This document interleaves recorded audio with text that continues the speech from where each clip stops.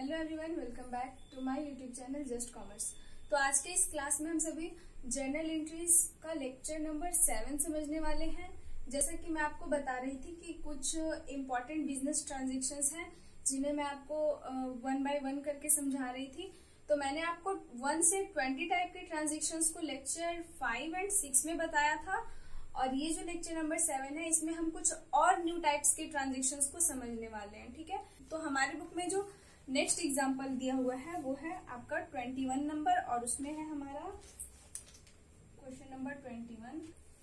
हाँ, तो हमारा क्वेश्चन है paid for advertisement in the Hindustan Times newspaper ₹6000। इसका मतलब ये है कि ऐड करने के लिए हिंदुस्तान टाइम न्यूज़पेपर को 6000 रुपीज जो है वो पे किए गए। ठीक है, तो यहाँ पे कौन सा दो अकाउंट अफेक्ट हो रहा है? तो यहाँ पे जो दो अकाउंट अफेक्ट हो रहा है वो तो पहला है आपका एडवर्टीजमेंट, क्योंकि ऐड करने के लिए आपने न्यू जब बिजनेस स्टार्ट होता है तो बिजनेस को चलाने के लिए हमें बिल्कुल ही ऐड बहुत ही ज्यादा इम्पोर्टेंट है, अपना प्रचार प्रसार करना।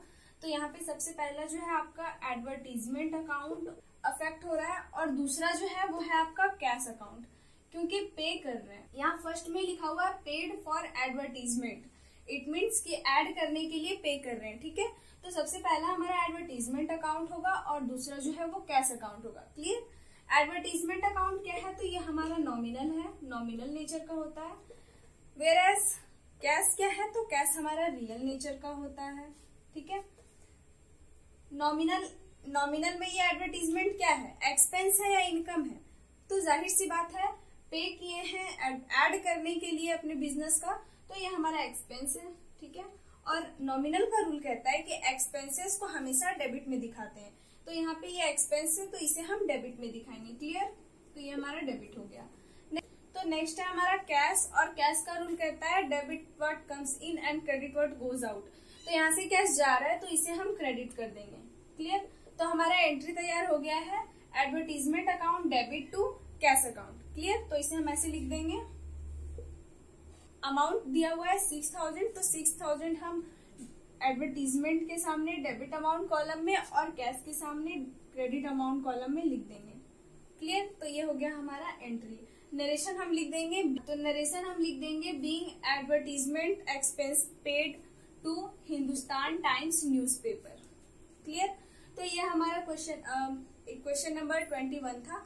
अब हम 22nd में जो हमारा ट्रांजेक्शन है उसके बारे में समझेंगे। ठीक है, तो 22nd में हमारा क्या है उसे हम देखते हैं।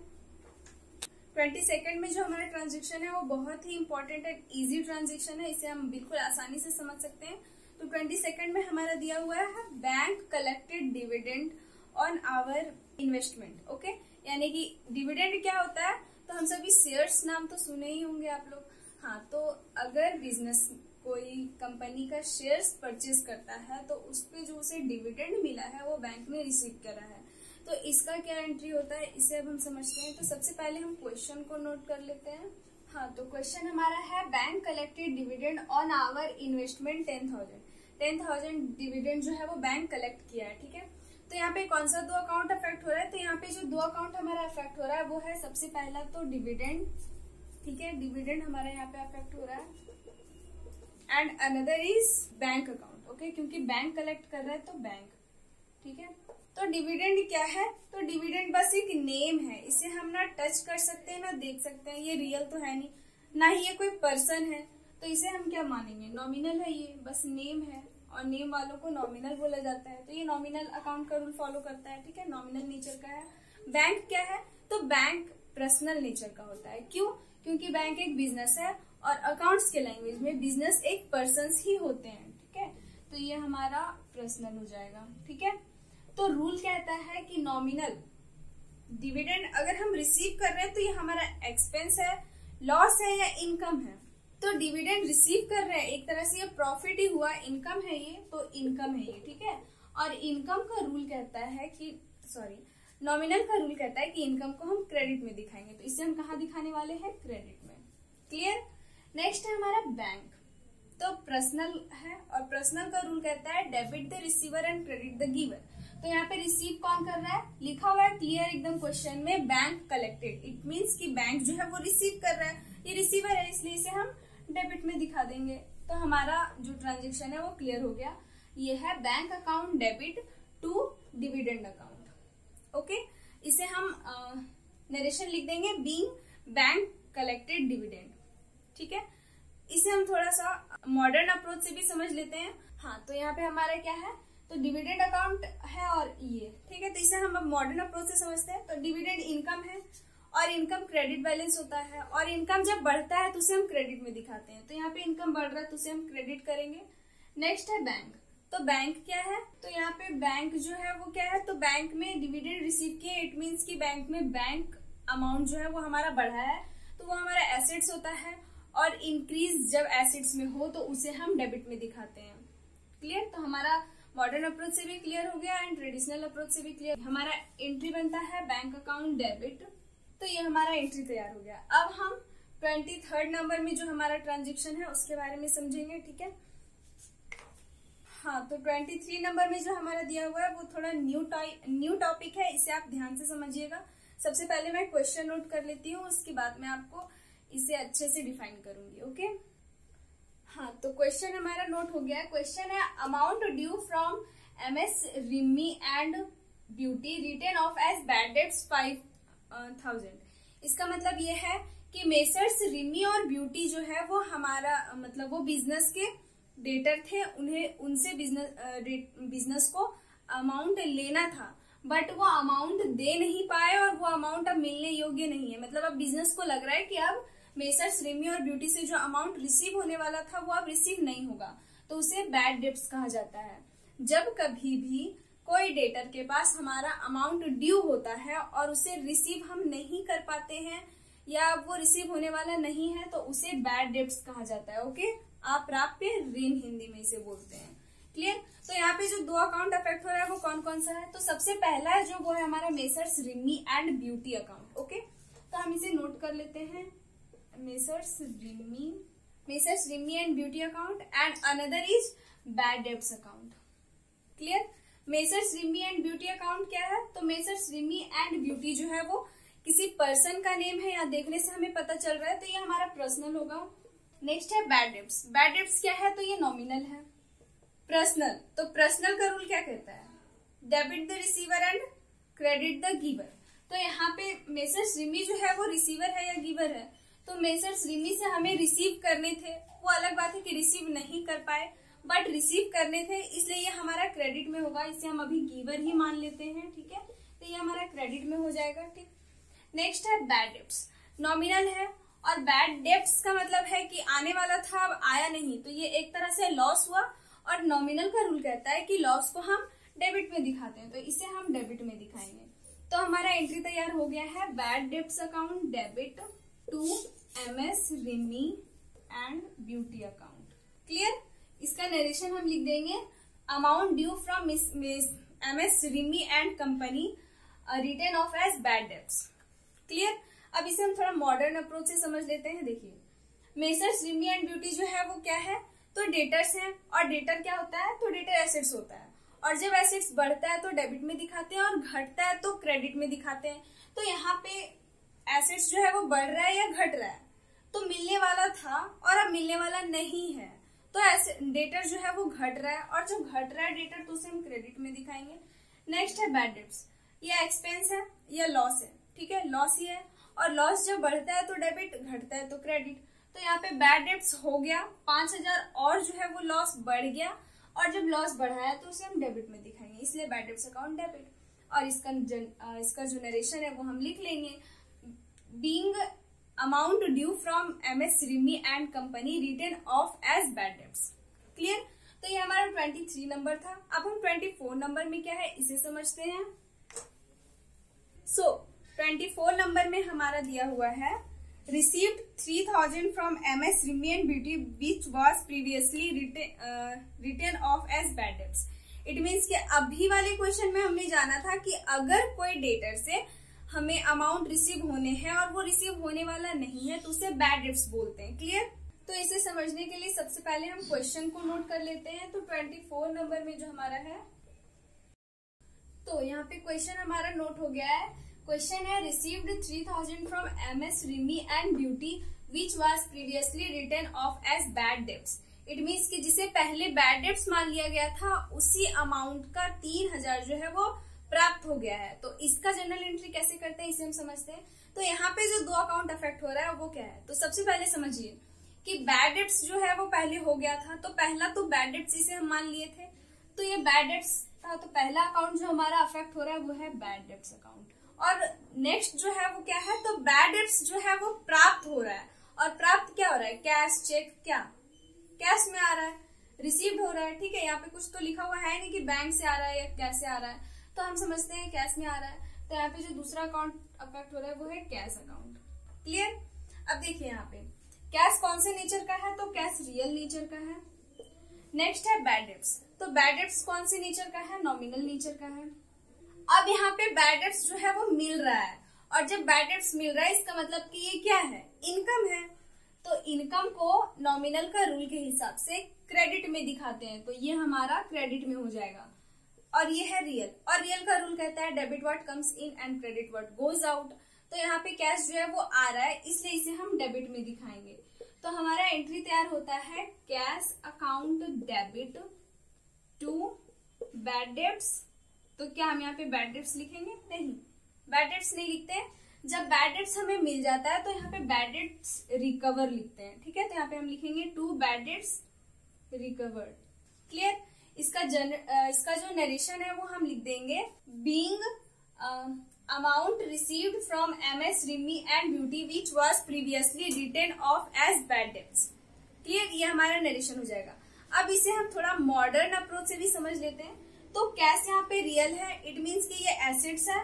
बैड डेब्ट्स क्या है, तो बैड डेब्ट्स यहाँ पे इनकम है। ठीक है, ये इनकम है क्योंकि यहाँ पे बैड डेब्ट्स जो है वो मिल रहा है, प्राप्त हो रहा है, तो इनकम है।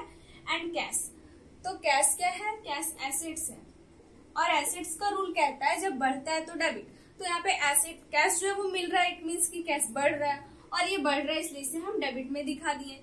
नेक्स्ट है बैड डेब्ट्स जो कि इनकम है, और इनकम का रूल कहता है कि जब बढ़ता है तो उसे क्रेडिट में दिखाते हैं। तो यहाँ पे इनकम बढ़ रहा है तो इसे हम क्रेडिट में दिखाएंगे। क्लियर। तो ये था हमारा 24 नंबर का ट्रांजेक्शन। अब हम 25 नंबर के ट्रांजेक्शन को समझते हैं। हाँ, तो 24 नंबर का जो ट्रांजेक्शन है वो बहुत ही इजी है और इसे पढ़ने में बहुत ही मजा आने वाला है, तो ध्यान से देखिएगा। तो 25 में हमारा दिया हुआ है सैलरी पेड। ठीक है, अब बिजनेस स्टार्ट किए हैं तो एक ही व्यक्ति से तो चलने वाला है नहीं, कुछ ना कुछ वर्कर्स तो रखने ही होंगे, और वर्कर्स अगर आप रखे हैं तो उसे तो सैलरी देना होगा। तो बिजनेस में सैलरी पेड किया गया, अमाउंट दिया हुआ है हमारे बुक में 10,000, तो हम यहाँ पे अमाउंट लिख देंगे 10,000। ठीक है, तो सबसे पहले यहाँ पे कौन सा 2 अकाउंट अफेक्ट हो रहा है, तो यहाँ पे जो 2 अकाउंट अफेक्ट हो रहा है वो तो सबसे पहला है आपका सैलरी जो आप दे रहे हैं, तो एक सैलरी अकाउंट है। और यहाँ पे कैसे पेड कर रहे हैं, बैंक से पे कर रहे हैं या चेक से पे कर रहे हैं ये तो पता नहीं है, तो इसे हम क्या करेंगे, यहाँ पे कैश लिखेंगे, क्योंकि यहाँ पे कुछ लिखा हुआ नहीं है कि चेक पेड बाय बैंक या चेक, तो यहाँ पे हम कैश ही मानेंगे। ठीक है, जहाँ कुछ नहीं वहाँ कैश। क्लियर। अब देखिए यहाँ पे लिखा है salary account and cash account. Salary क्या है, तो सैलरी का नेचर है कि ये नॉमिनल नेचर का है, तो इसे हम नॉमिनल मानते हैं। कैश क्या है, तो कैश रियल नेचर का है, तो इसे हम रियल मानेंगे। नॉमिनल का रूल कहता है कि एक्सपेंस को डेबिट और इनकम को क्रेडिट करते हैं। तो सैलरी अगर आप पे कर रहे हैं तो ये आपके लिए इनकम है या एक्सपेंस है, तो सैलरी अगर पे कर रहे हैं तो ये एक्सपेंस है, और एक्सपेंस को हम डेबिट में दिखाते हैं, तो ये हमारा डेबिट हो जाएगा। कैश रियल है, रियल का रूल कहता है debit what comes in and credit what goes out.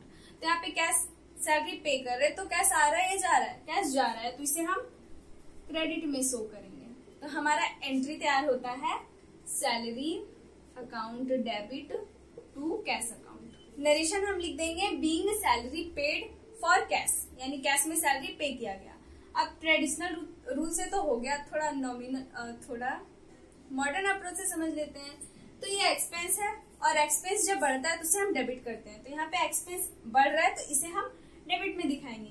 Cash क्या है, तो कैश एसेट्स है, और एसेट्स का रूल कहता है बढ़ता है तो डेबिट, घटता है तो क्रेडिट। तो यहाँ पे करने से एसेट्स जो है वो घट रहा है, तो इसे हम क्रेडिट में दिखा दिए। क्लियर। ये था हमारा 25 नंबर। 26 नंबर भी जो है वो इसी से एकदम रिलेटेड है, मिलता जुलता है, तो उसे अब हम समझते हैं। हाँ, तो क्वेश्चन नंबर 26 जो है वो है हमारा रेंट रिसीव एंड अमाउंट है 7,000। तो चलिए 26 नंबर समझते हैं। तो यहाँ पे कौन सा दो अकाउंट अफेक्ट हो रहा है? तो यहाँ पे जो दो अकाउंट अफेक्ट हो रहा है वो है आपका पहला तो है रेंट, ठीक है, एंड नेक्स्ट क्या है? तो रेंट क्या चीज में रिसीव कर रहे हैं? तो यहाँ पे कुछ लिखा हुआ है नहीं बैंक से या चेक से, इसका मतलब कि कैश में रिसीव कर रहे हैं, तो ये हमारा कैश अकाउंट नेक्स्ट अफेक्ट होगा। हाँ, तो यहाँ पे जो दो अकाउंट अफेक्ट हो रहा है वो है एक rent account and another is cash account. अब हम इसका नेचर जानते हैं। तो रेंट क्या है? तो रेंट जो है वो नॉमिनल नेचर का है, ठीक है, एंड कैश, तो कैश यहाँ पे रियल नेचर का है, ठीक है, तो ये रियल हो गया, क्लियर। अब रेंट जो है वो रिसीव कर रहे हैं, तो ये एक्सपेंस है या इनकम है?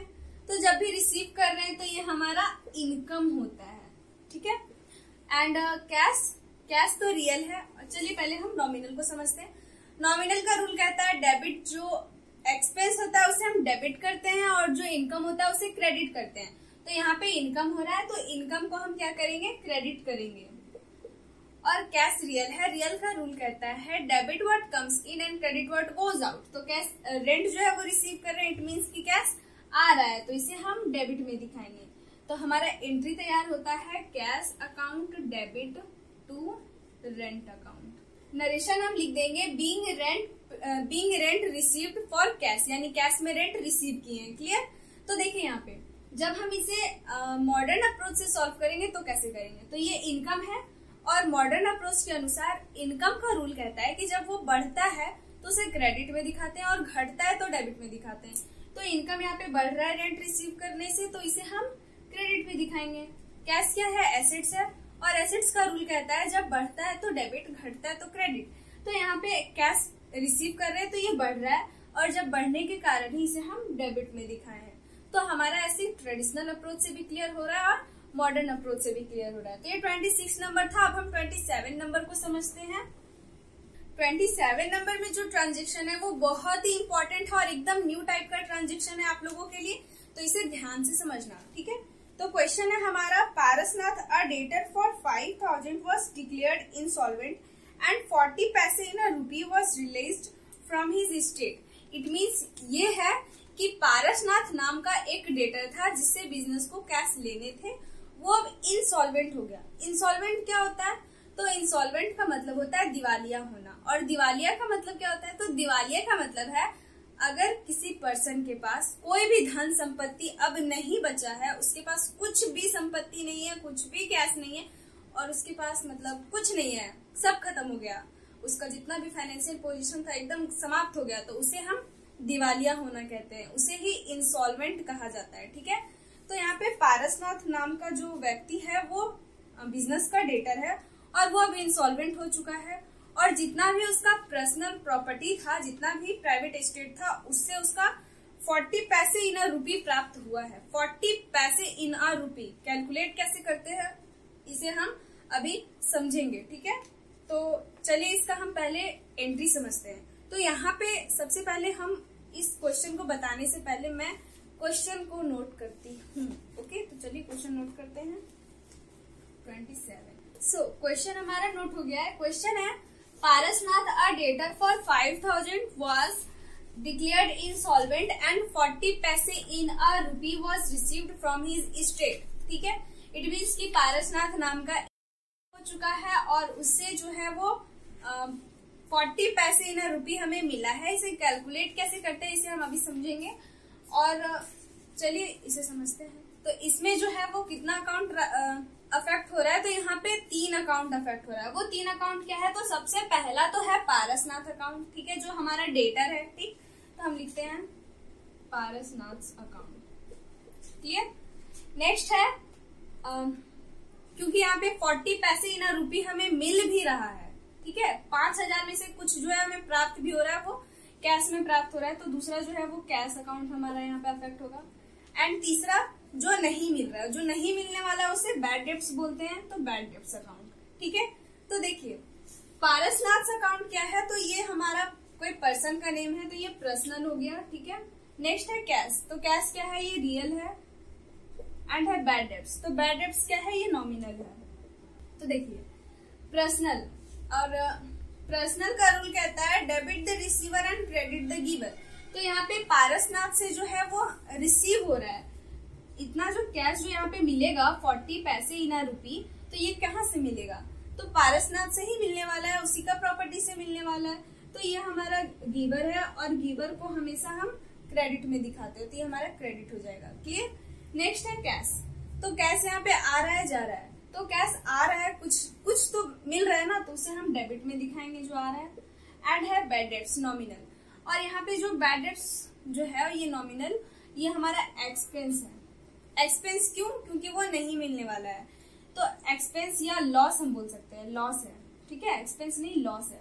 और लॉस क्या होता है, तो नॉमिनल में लॉस को हमेशा हम डेबिट में दिखाते हैं, तो ये हमारा डेबिट हो जाएगा। तो एंट्री हमारा तैयार हो गया है, cash account debit, bad debts account debit to Parasnath account. इसे हम मॉडर्न अप्रोच से भी समझेंगे, बट पहले हम इसका एंट्री लिख लेते हैं। पहला है cash account debit, bad debts account debit to Parasnath account.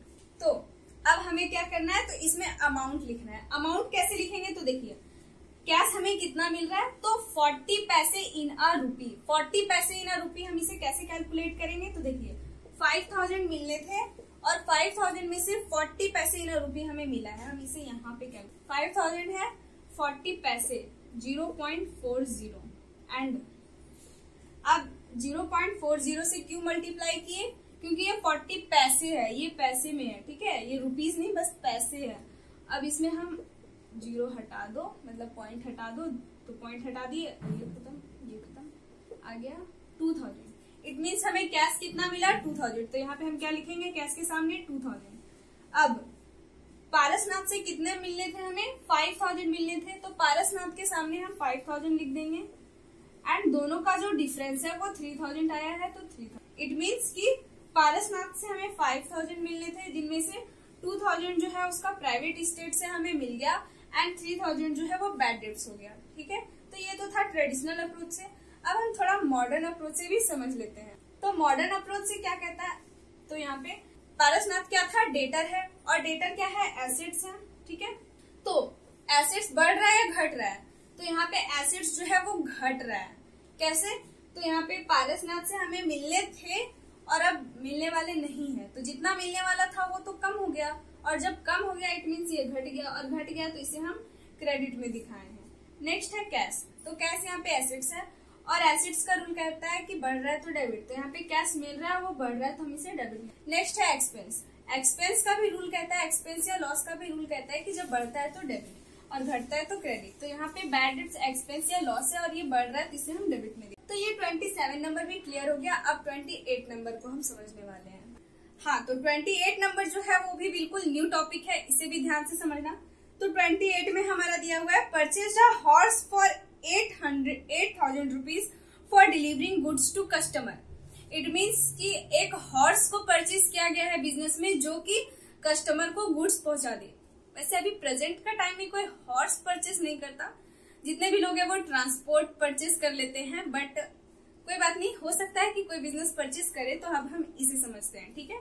तो हमारा जो क्वेश्चन है पहले उसे हम नोट कर लेते हैं। हाँ, एक बात और, यहाँ पे जो 28 नंबर मैं भी आपको बताने जा रही हूँ, इसका मैं आपको 2 क्वेश्चंस बताऊंगी। तो ये पहला क्वेश्चन है, और एक और क्वेश्चन हम इसी से रिलेटेड समझेंगे जिसमें हॉर्स डेड हो जाता है।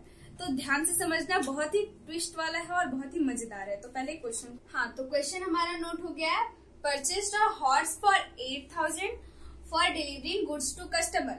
अब यहाँ पे हमें ध्यान देने योग्य ये है कि जब कभी भी बिजनेस में कोई भी एनिमल को परचेज किया जाता है, चाहे वो डंकी हो, हॉर्स हो, बफेलो हो, और वो गुड्स को ढोने के उद्देश्य से प्राप्त किया जाता है, परचेज किया जाता है, तो उसे लाइव स्टॉक कहा जाता है। क्या कहा जाता है, live stock.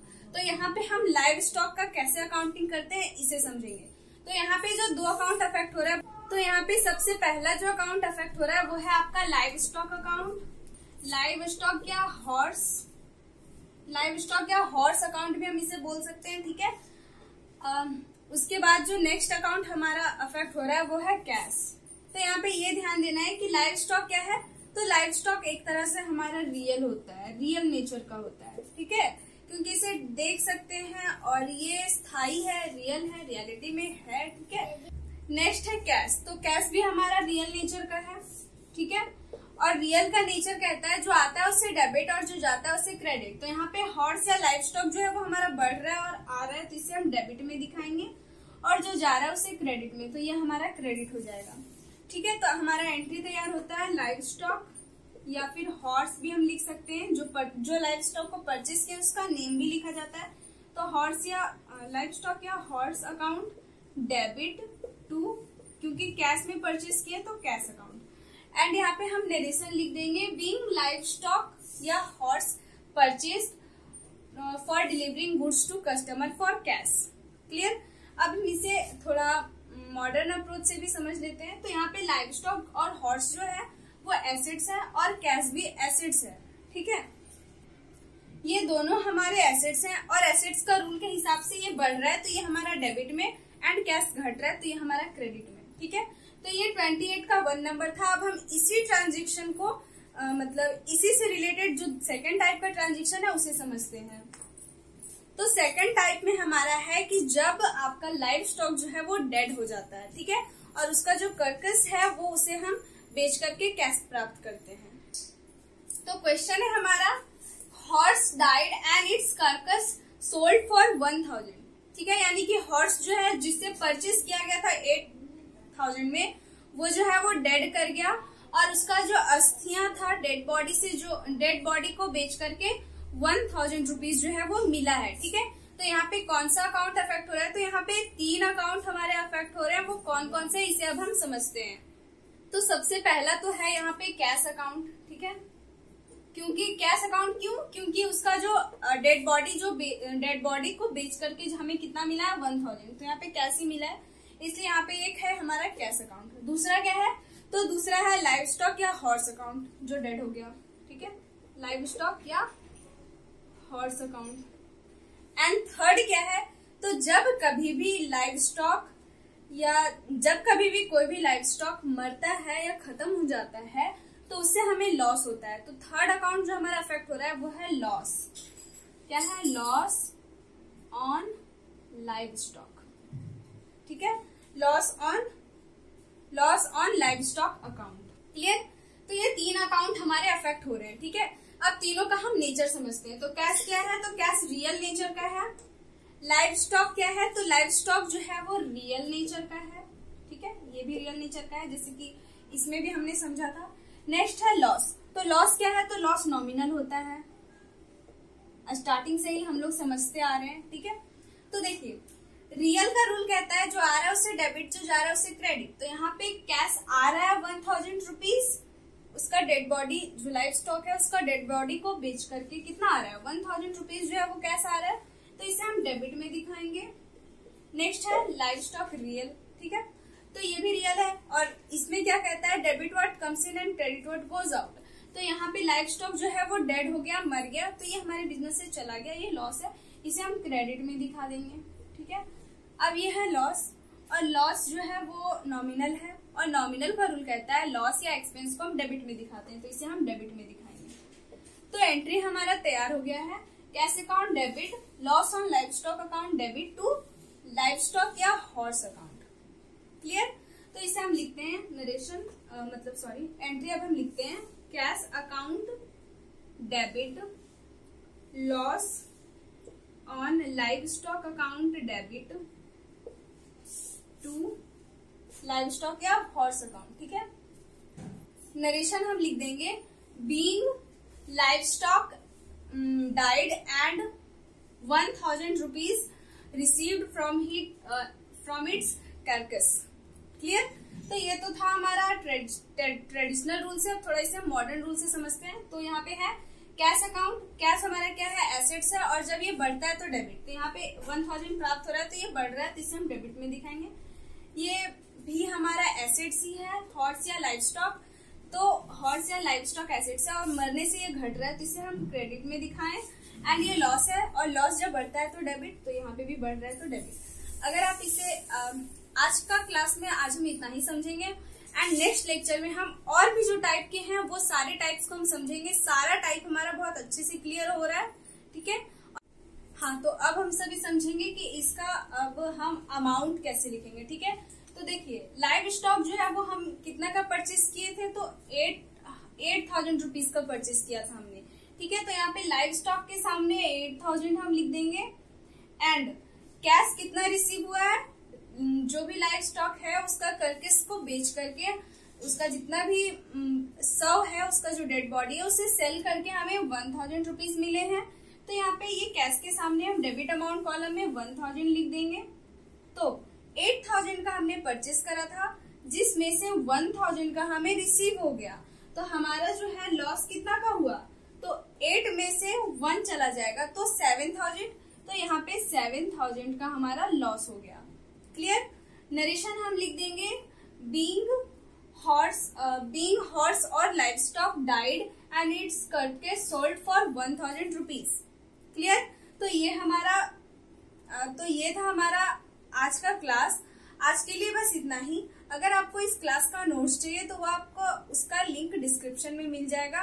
And if you want this type of videos with full explanation then do subscribe my channel. And अगर आपको हमारा ये क्लास अच्छा लगा हो तो प्लीज लाइक एंड शेयर जरूर करना। तब तक के लिए bye bye and take care.